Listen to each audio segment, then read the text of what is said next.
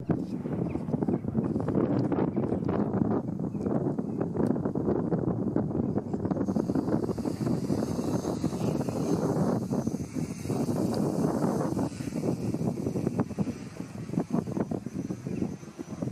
gitti. Bu rüzgar çok fazla. Çok rüzgarlı. Evet, aşırı rüzgar var.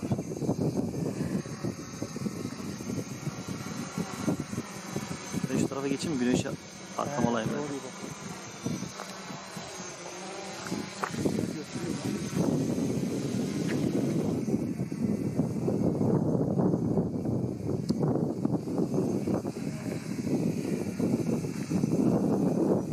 Çok sallanıyor değil mi?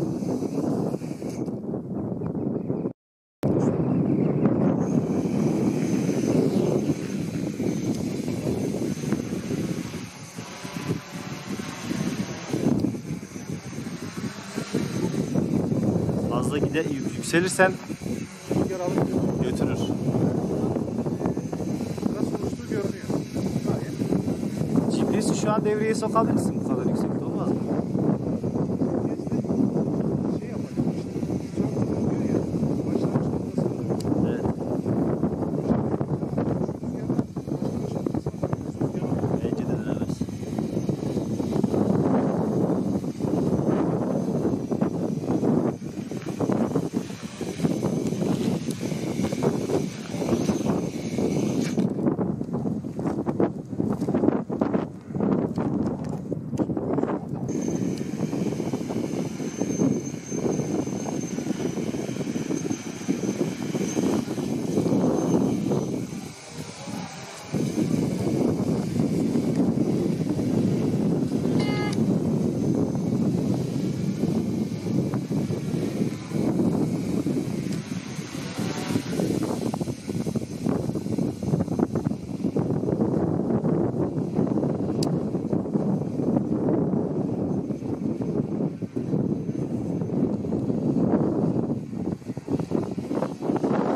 Yavaş.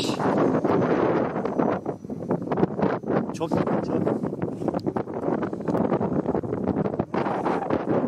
rüzgar var. Biraz in ve bu tarafa doğru gelsin.